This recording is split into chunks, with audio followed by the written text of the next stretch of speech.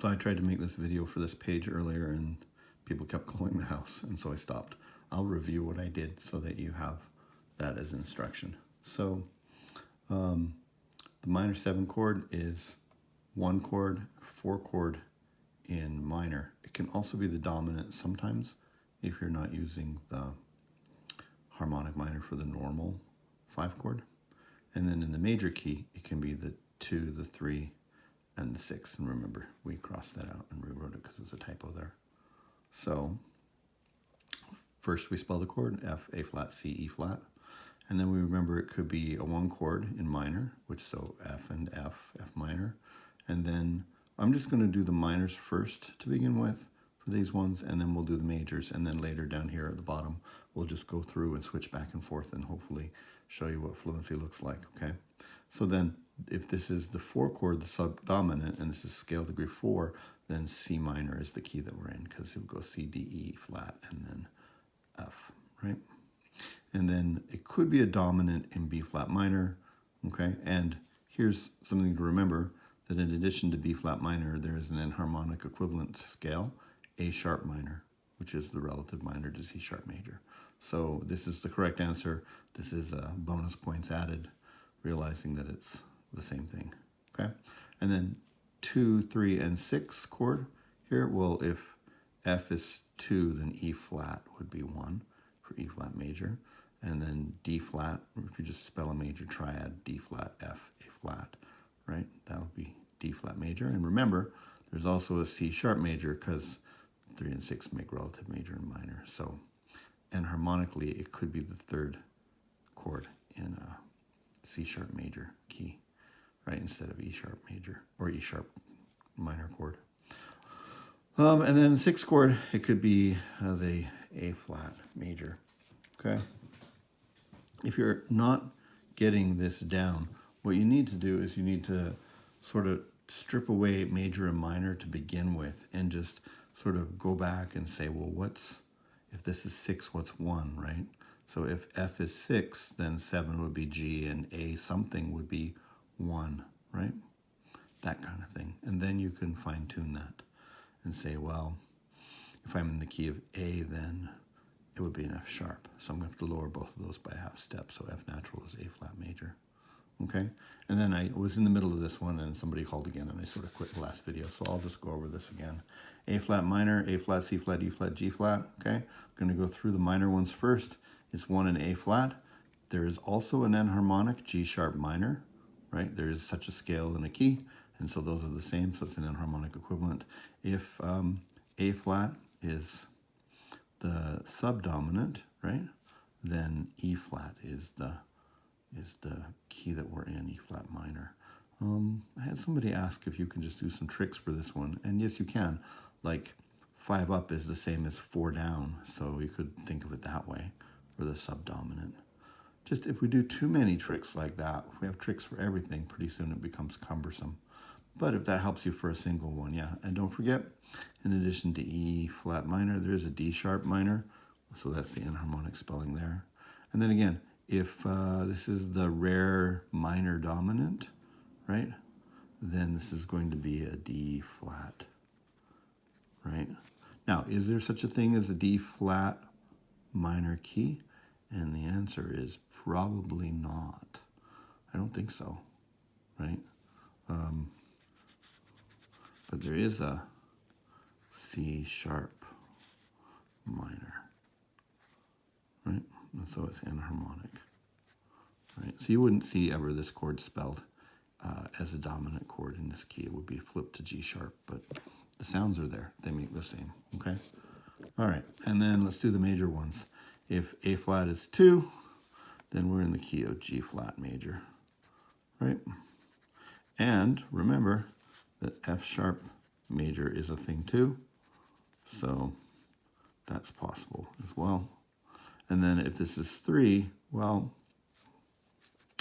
so again, here, just think about it without the flats on it to begin with. If A is 3, then F is 1. But A flat would make F flat, and there's no such thing as a key of F flat, but there is a key of E, and this would be major, and it would be the enharmonic minor. See how that works? Because we don't call it F flat major, we call it E major. So this would probably be respelled differently to be a G sharp or major. Huh. Yeah, sorry. Yeah, that's right. Okay.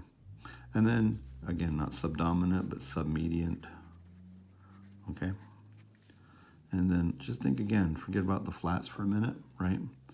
A, B, C. So this is going to be in the key of something, right?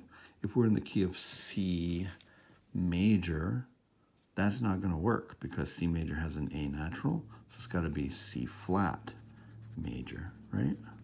And then there's an enharmonic equivalent of that. We have the key of B, right?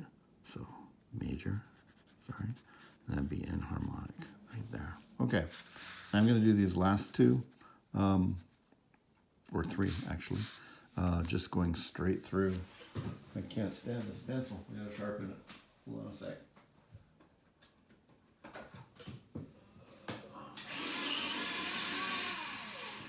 That's not much better. That's a little better. All right, so I'm going to go through these straight through. After you've done this enough, you don't have to do just the minors and just the majors. You'll be able to flip back and forth, okay? So first we spell it: B flat, D flat, F, A flat, minor triad, minor seventh, okay?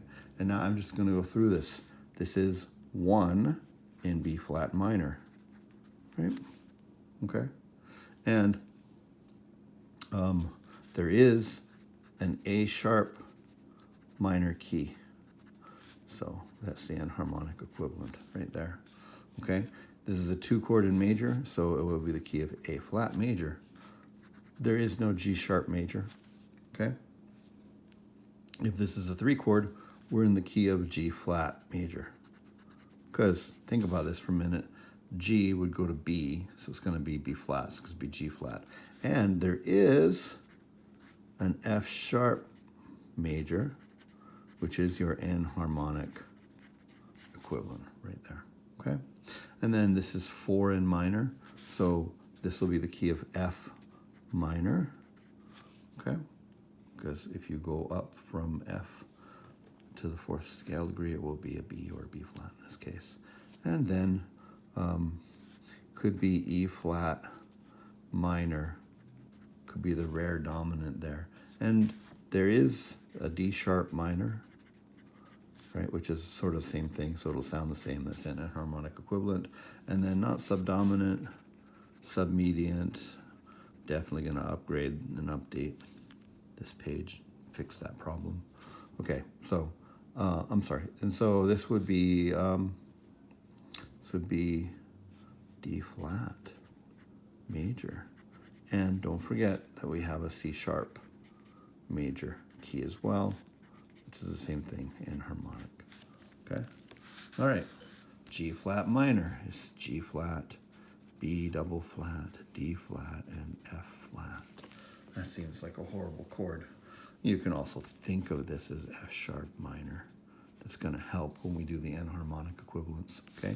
But to begin with, there's no such thing as G flat minor, too many flats, because you'll get these double flats, but we can think of it as this. So this could be the 1 chord in F sharp minor, the enharmonic right there, okay? 2 chord, well, that would go down to an F flat, right? And there's no such thing, but there is an E, right? So E major, and that's enharmonic spelling for the F flat, okay? 3 chord, well, just, think of it like E flat going to G flat would be a minor third, so it'd be like E double flat. That's not going to work. So this is not working out as the chord for many things. It's okay though. We can still think of it like that. So because if we went E to G, that would be a minor third. That's still a minor third. I got to go down a major third, so it end up being like that. There's no such thing, but there is an enharmonic as a D major. Okay, enharmonic like that. Okay. 4 chord in minor, so we're going to be in the key of D flat, but there is no D flat minor, but there is a C sharp minor. It's very funny, all these things are enharmonic equivalents because it's an awkwardly spelled chord. Okay, and it could be the dominant in, well, there is no C flat minor, but there is a B minor, right? Enharmonic trying to think back now if I did this particular one just to be mean when I made this first up, saying if you could figure this out, maybe you'd be like super smart, right? And then this is not that, it's sub-mediant, right? Typo / word copy. Okay, so again, if this is 6, forget about the flat for a minute. G is 6, A is 7, B, right, would be 1. So we're in B something, right? Okay. And if you're in the key of B major, that would be a G sharp. If you're in the key of B minor, it'd be a G. So we're gonna have to be in the key of B flat minor for this one, right, to get it down to a G flat. B flat minor. And also, if we have B flat, there is such a thing as an A sharp minor key, and that's the enharmonic equivalent right there. Okay, and we're done that one. Last one, C minor, return to normalcy. Excellent. C, E flat, G, B flat. Before I finish this off, yeah, this is a cumbersome thing to do, but I think this is where fluency is.